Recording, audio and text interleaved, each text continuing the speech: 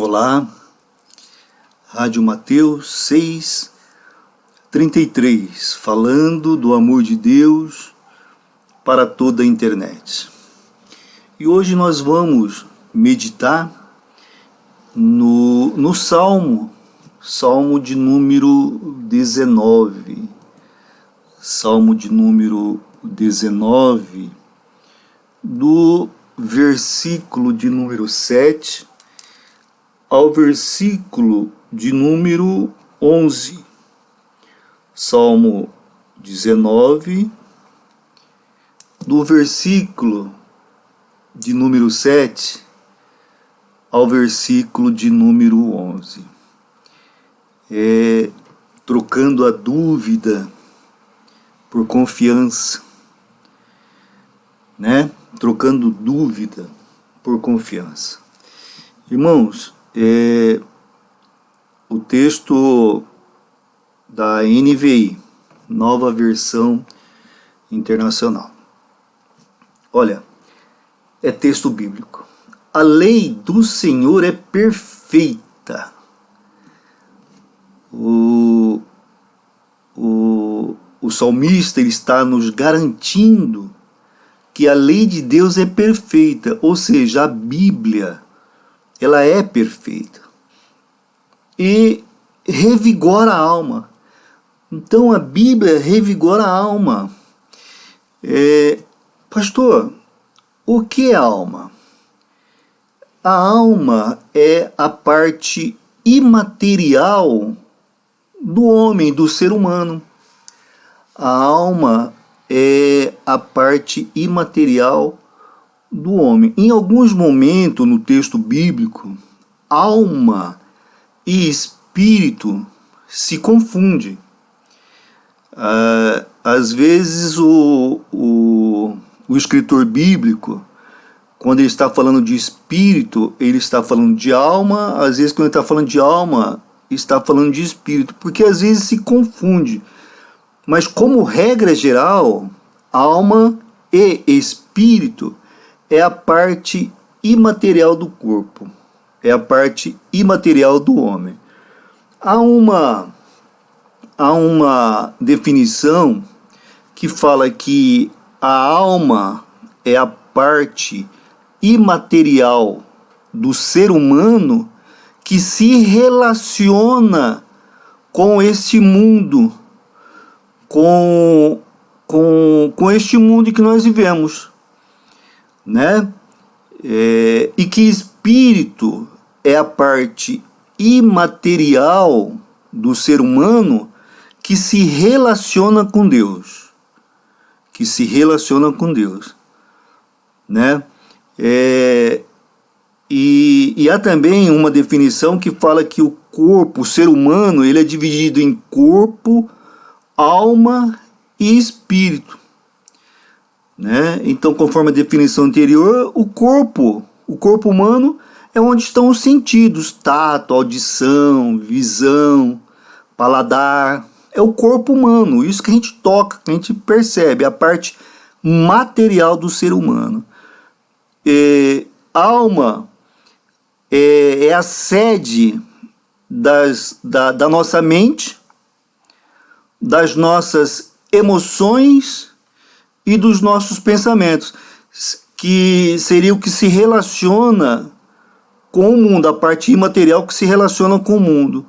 E espírito é a parte imaterial que se relaciona com Deus. Então está falando aqui, a lei do Senhor é perfeita e revigora a alma, né? Quer dizer, ela nos revigora para nos relacionarmos nesse mundo, nessa época, nesse dia que nós vivemos, né? Que às vezes tem problema, dificuldade, canseira, né? Preocupações, mas a Bíblia ela revigora, ela nos dá esperança. A Bíblia nos dá esperança, né? Para nossa alma.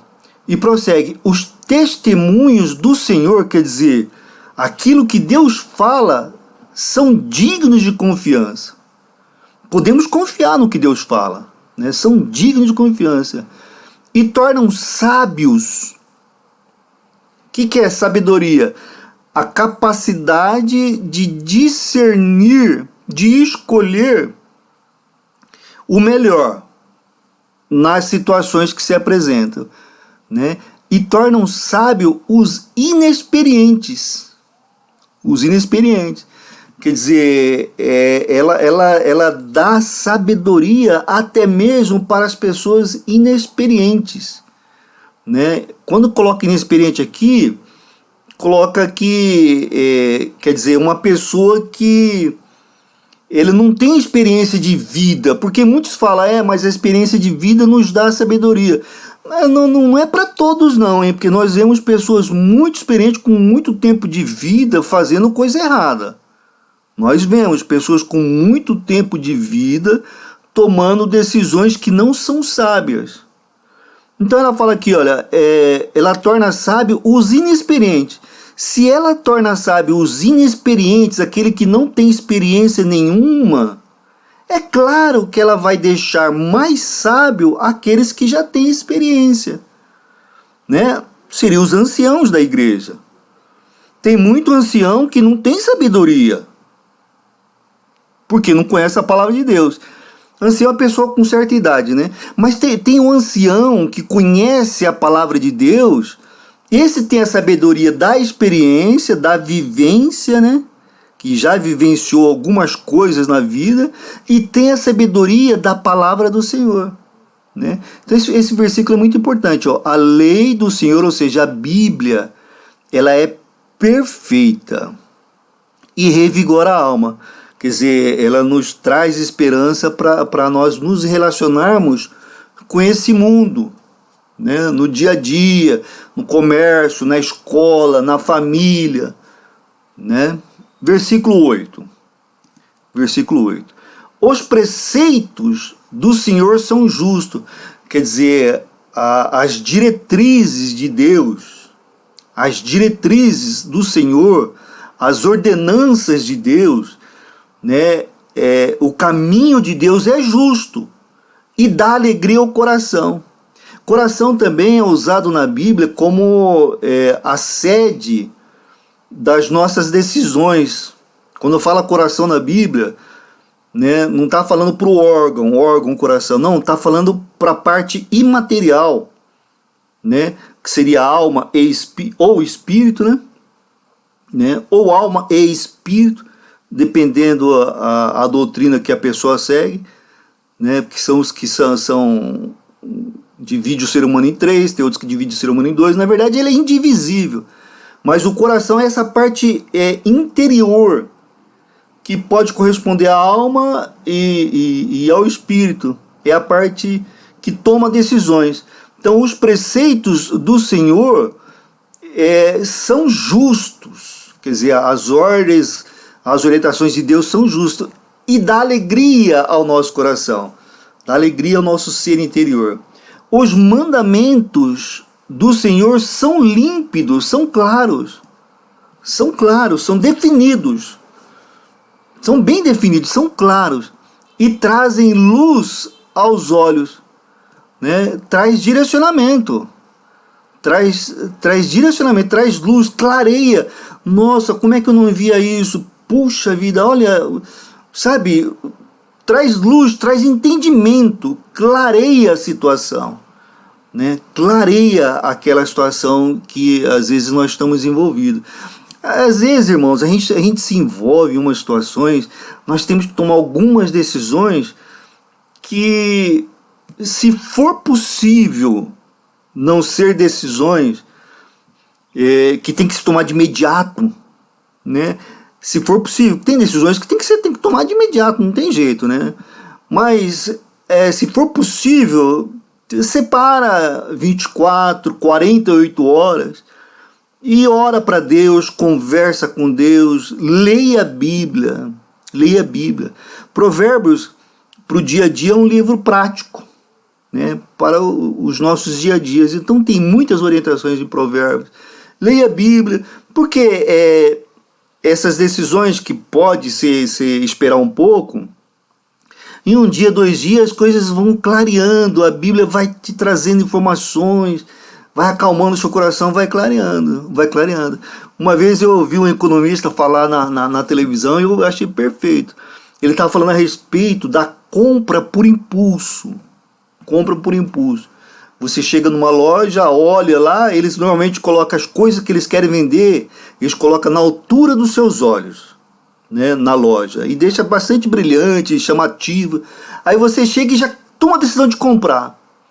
Né? O economista dizia, não, a hora que você tiver o desejo de comprar, você aguarda um pouco, se não for uma coisa urgente, aguarda um pouco. Aguarda 1 ou 2 dias e pensa a respeito. Aquela emoção vai baixar e você vai conseguir tomar uma decisão mais acertada. O mesmo, creio eu, que dá para se aplicar na maioria das decisões. Né? Nunca tomar uma decisão nervoso, que depois é difícil, a gente tem que voltar atrás, porque a tendência de errar é muito grande. Nunca tomar uma decisão com raiva, né? Nunca tomar uma decisão com a expectativa de vingança. Não adianta, irmãos, não adianta. Então é fazer com amor, espera passar um tempo e tal, e aí a gente toma a decisão mais acertada. Pastor, mas sempre foi assim? Não, lógico que não, claro que não. Já tomei decisões erradas, muitas decisões erradas, né? Mas muitas. Fazer o quê? Eu não tinha experiência, conhecia pouca palavra. Mas a gente vai tendo experiência de vida, conhecendo a palavra de Deus, e a gente vai confiando, né, que é o jeito mais certo de fazer. Então, no desespero, nenhuma decisão é acertada. No desespero, nenhuma decisão é acertada. É preciso ter um pouco de calma, né? Aí 9, o temor do Senhor. Temor, né, não é o temor de medo, não é o temor de susto, não. É o temor, aquele sentimento de respeito, de reverência, né? Temor aqui é reverência. O temor aqui é respeito. Então, o respeito do Senhor é puro e dura para sempre. Dura para sempre. Deus nos ama, irmãos. E Ele nos amou primeiro. É isso que a gente precisa pôr em mente. Nós sempre fomos inimigos de Deus. Depois que o pecado entrou no mundo, nós sempre fugimos de Deus. E Ele sempre, como Ele fez com Adão lá no primeiro ato, né? Adão e Eva pecaram. O que eles fizeram? Fugiram de Deus. E o que Deus fez? Deus foi atrás deles. Então, depois que o pecado entrou no mundo, todo homem foge, todo ser humano foge de Deus. Então nós éramos inimigos de Deus e Ele veio atrás de nós. Ele nos alcançou. Né? E então ele fala que esse temor do Senhor, essa reverência, esse respeito é puro, é sem maldade. E dura para sempre. As ordenanças do Senhor são verdadeiras. As ordens, os preceitos, as orientações do Senhor são verdadeiras. São todas elas justas. Não há injustiça, né, nas ordenanças de Deus. Não há injustiça. É preciso que nós tenhamos essa visão. Senhor é o nosso Deus, né? O Senhor é o nosso Deus, né, irmãos? Prosseguindo no versículo 10. As ordenanças, né, as orientações de Deus são mais desejáveis do que o ouro. Do que muito ouro puro. Ah, pastor, mas será? Irmãos, para quem investe na eternidade, pode ter certeza que é. Mas para quem investe nesse mundo temporâneo, talvez ele queira viver um prazer momentâneo, ter ouro, ter riqueza e tal, né? E que normalmente sempre traz preocupação. Às vezes é preocupação até de perder o ouro, né? Até de perder. Dizem que aquele que é muito rico tem muita preocupação. Qual? De ficar pobre. De ficar pobre, né? Já o pobre não tem essa preocupação, né, de ficar pobre, porque ele já é pobre. Então, mas voltando para o texto aqui, são mais desejáveis do que o ouro. Quando ele fala de ouro, é algo temporal. Tá? São os desejos temporais desse mundo. Pastor, é errado buscar isso? Não é errado. Nós temos que buscar viver o melhor dessa terra, porque quando Deus prometeu Israel para os judeus, os hebreus, o povo que era escravo no Egito, ele falou que lá iriam comer o melhor dessa terra. Tá certo? Claro, na visão mais espiritual, o Israel representa o céu, não há dúvida. Nós acreditamos nisso. Mas nós acreditamos também que o cristão ele pode viver nessa vida, nesse tempo aqui, uma vida tranquila, né? Tendo a amostra grátis do que será o céu. Né? Então, buscar uma boa formação, um bom emprego, um bom salário, né? Buscar ter uma boa casa, um bom carro, se alimentar bem. Não tem erro aí, não existe erro. O erro está em priorizar isso, colocar isso como primeiro plano, como foco, né? De maneira egoísta. Porque isso passa. Chega no cemitério ali, acaba tudo esse negócio. Né? Então ele fala que as ordenanças são mais desejáveis do que o ouro para aquele que investe no mundo espiritual. Porque as ordenanças de Deus nos levam para o céu. Para o céu. Já o ouro é um prazer momentâneo aqui na terra. Mas como eu falei, com equilíbrio, irmãos, não há problema. Não há problema. Né? Porque quando você consome, você está consumindo de alguém que produziu. Esse alguém que produziu vai consumir de alguém que também produziu. Quer dizer, você de uma forma ou de outra, você está abençoando outros. Está abençoando, porque se ninguém comprar nada, ninguém é abençoado. Né? Então o comércio ele tem isso. Quanto mais você puder comprar, mais você vai estar abençoando outras pessoas. Mas não deve colocar isso como prioridade. Isso, o ouro não pode ser o nosso Deus. Nós não podemos servir ao ouro. Ouro representando riqueza, representando os valores desse mundo, né? Nós não podemos servir ao Deus ouro, ao Deus riqueza, ao Deus mamão, né?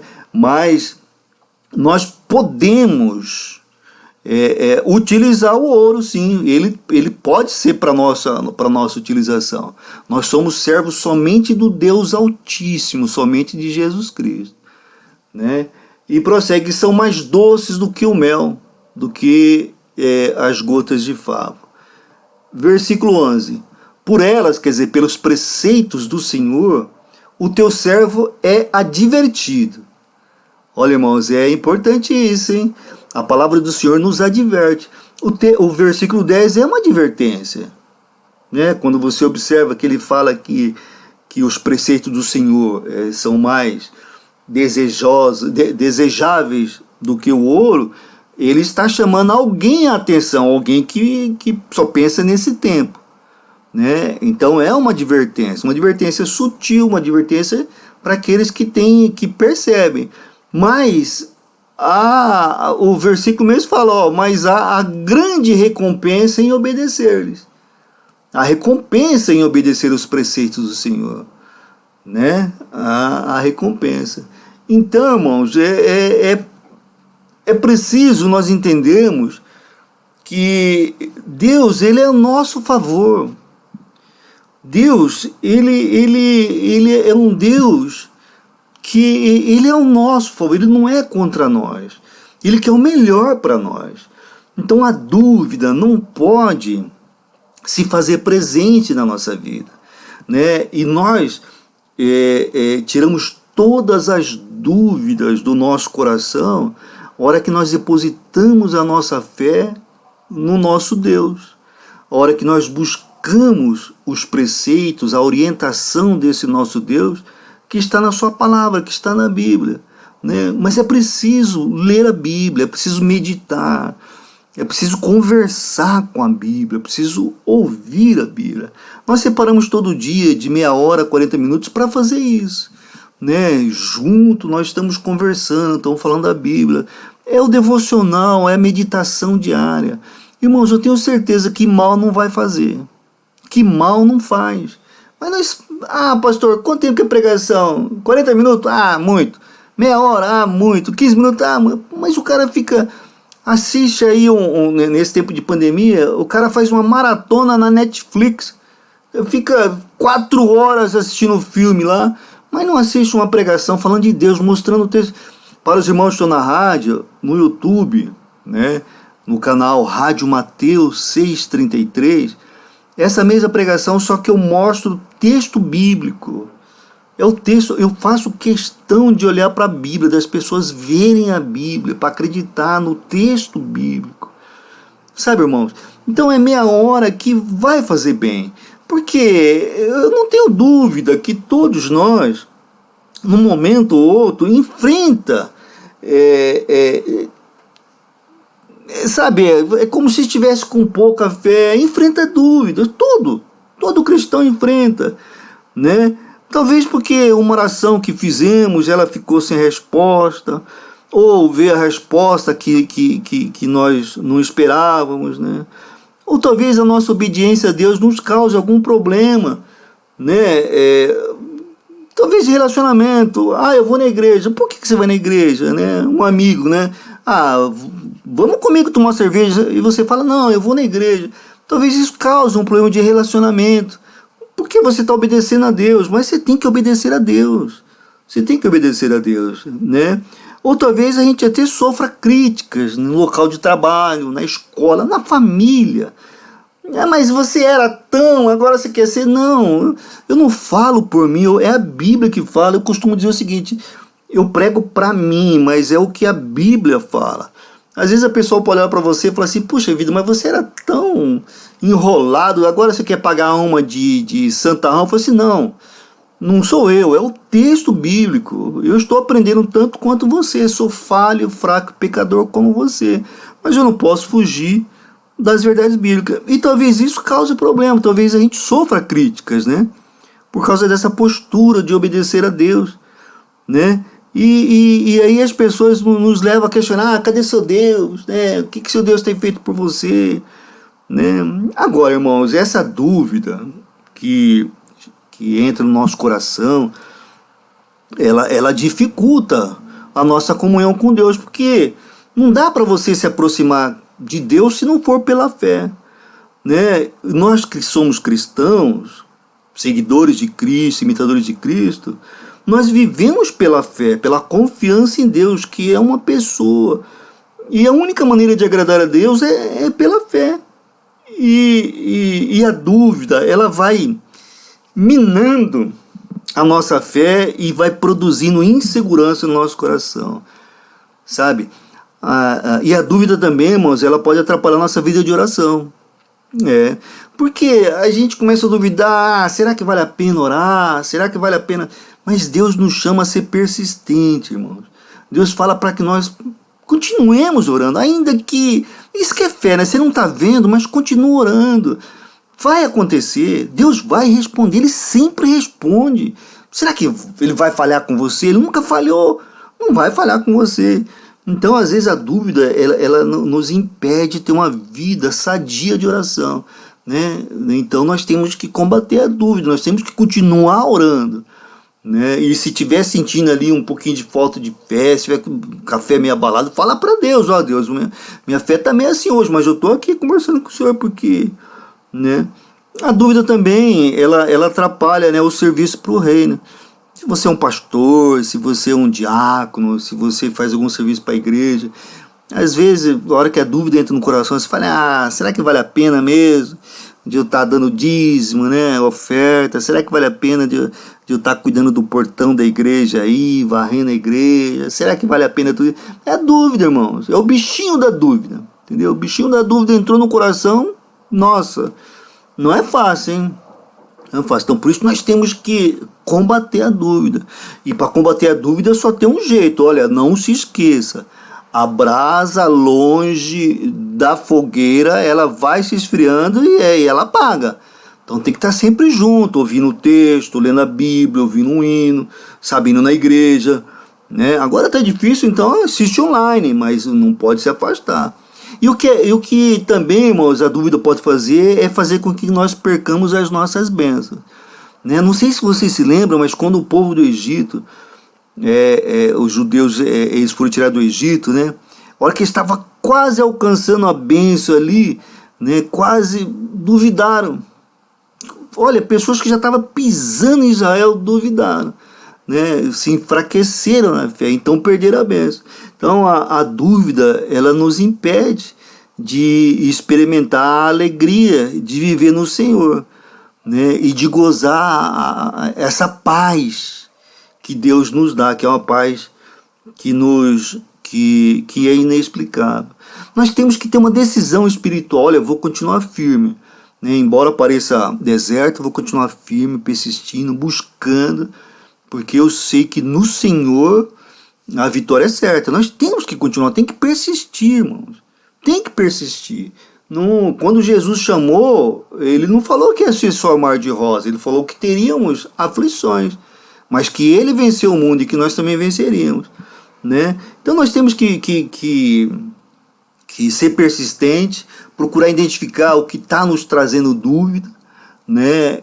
Procurar identificar e devotar mais um tempo de convívio com Deus. Tem pessoas que vai ouvir o texto a hora que quer, a hora que sente no coração. Eu sinto no coração o desejo de ouvir a palavra, sabe? Eu sinto no coração que agora eu tenho que ouvir um texto. Eu sinto no coração que agora eu tenho que ir para a igreja. Eu sinto no coração que agora... Irmãos, sentimento está na carne. Lembra que eu falei do sentido? Corpo, alma e espírito. Sentimento está na carne, entendeu? Eu sinto. O sentimento da carne influencia a nossa alma. E aí vai gerando dúvida. Não, tem que ter disciplina. Tem que ser disciplinado. A vida com Jesus Cristo é uma vida disciplinada. Domingo à noite é igreja. Não acabou a igreja. Não tem discussão. Não tem discussão, é igreja. Quarta-feira ou terça-feira, culto de oração, é igreja. É igreja. Entendeu? Não tem, irmão. O primeiro domingo do mês, Santa Ceia, igreja. Entendeu? Todo dia de manhã, levantar, ler um texto bíblico. Tem que ser disciplinado. Não é a hora que nós queremos. Não é a hora que dá vontade. Sabe por que não é a hora que dá vontade? Sabe por que tem que ser disciplina? Porque Satanás nunca vai deixar você ter vontade. Ele sempre vai colocar alguma coisa para te impedir de realizar a tua obrigação, que é separar um tempo para Deus. A obrigação não é de ter um encontro com Deus. A obrigação é para você lutar contra a sua carne. A disciplina te leva a lutar contra a sua carne, contra o seu desejo egocêntrico, que é se afastar de Deus. A disciplina te facilita isso. Entendeu? A lutar contra esse desejo que é natural de todo ser humano de fugir de Deus. Então por isso tem que ser disciplinado. Domingo é igreja. Entendeu? Tenho que ouvir, não é a hora que dá vontade, não. O devocional tem que ser feito. Tem que ser feito. Ainda que pareça um deserto, ainda que pareça que Deus não tenha respondido às nossas orações. Nós temos que ler a Bíblia. É isso que é viver com Cristo. Agora, se você imagina que viver com Cristo é só viver os momentos de alegria, fazer o que você quer na hora que você quer, entendeu? Viver só de boa. Hoje não estou fazendo nada. Vou ver um texto bíblico. Estou tão chateado, vou ver o texto bíblico. Não é assim, irmãos. Não é assim, tem que ter disciplina. É claro, quando você estiver nessa situação, você pode buscar a Deus que Ele vai te socorrer. Mas para que você não entre nessa situação, para que você não caia na cilada do Satanás, tem que ter disciplina. Tem que ter disciplina, tem que ser disciplinado. Tudo na vida é disciplina. Tudo na vida é disciplina. Se não for disciplinado, você cai. Você cai. E se você se deixar levar pelos teus sentimentos, pela tua vontade, Satanás ele sempre vai levantar alguma coisa para te impedir de se encontrar com Deus. Pode acreditar. Se você querer se mover por sentimento, por emoção, para se relacionar com Deus, Satanás sempre vai tirar essa vontade, sempre vai, eu quero ir na igreja. Satanás dá uma canseira em você que você fala, puxa vida, mas nunca vi tanta canseira na vida, porque é hora de ir na igreja. Vou ler a Bíblia. E Satanás põe um negócio legal na televisão para você ver, que é para você não ver. Te desvia. Tá bom, nunca aconteceu com você. Nunca aconteceu com você de você, hoje eu vou na igreja, aí chegar na hora você, puxa vida, mas que dificuldade, arrumar um motivo para não ir, ou aparecer alguém em casa. Nunca aconteceu com você falar assim, não, eu vou parar para ver a Bíblia, e chegar na hora, surgiu outra situação. Irmão, se você acredita, Satanás, ele existe e atua. Se você não acredita, Satanás existe e atua. Agora você escolhe o jeito mais fácil de enfrentar isso. De enfrentar isso. Não tenha dúvida, como esse salmo fala, do versículo 7 ao 11, Salmo 19. A palavra do Senhor é perfeita. Ele fala que o inimigo, ele ruge como um leão e ele está ao nosso derredor para nos levar para o inferno junto com ele. Temos que ficar atentos. Mas no Salmo, no versículo número 7, fala que a palavra do Senhor, quer dizer, a Bíblia, o texto bíblico, que maravilha, meu Deus do céu, fala que o texto bíblico é perfeito e revigora, quer dizer, dá nova vida para a alma. Tá bom, irmãos? Disciplina é a chave do sucesso, tá certo? Vamos orar. O Senhor é o nosso Deus. O Senhor é o nosso Deus, mas Ele exige de nós que nós tenhamos disciplina, nós sejamos disciplinados. Senhor meu Deus, ó Pai, obrigado por esse texto, por essa palavra. Senhor, um Deus maravilhoso, obrigado, Senhor. Pai, que essa palavra possa se fazer verdade em nossa vida. Pai, queremos pedir também por aqueles que sofrem no corpo, que o Senhor possa restaurar a saúde física, curando membros, órgãos, trazendo mais um tempo com qualidade de vida para que essa pessoa reconheça o Senhor como o Salvador da vida dela. Mas que não seja conforme os nossos planos, mas conforme os teus planos. Pedimos também por aqueles que estão titubeantes na fé, por aqueles que sofrem na alma, que o Senhor possa trazer a elas, Senhor Deus, o desejo de ser disciplinado na palavra do Senhor, porque, como o versículo fala, a palavra do Senhor é perfeita e revigora a nossa alma. Pai, que todo empecilho caia por terra, que Satanás não tenha poder sobre a vida dessa pessoa e que ela possa cada dia mais estar com confiança na presença do Senhor. Abençoe também os relacionamentos, Pai, na família, nas casas, nas igrejas, no governo, na sociedade como um todo, porque o Senhor é um Deus de relacionamento, o Senhor é um Deus Emanuel, um Deus conosco. Nós oramos porque nós acreditamos, Pai, nós oramos porque nós cremos, por isso nós oramos em nome de Jesus. Amém e amém.